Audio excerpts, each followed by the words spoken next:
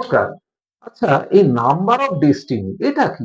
ভাগ্যাঙ্ক সংখ্যা। এটা আপনাদের জানতেই হবে।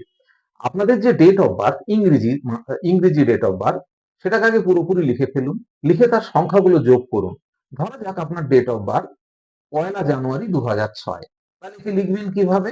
১১২০০৬।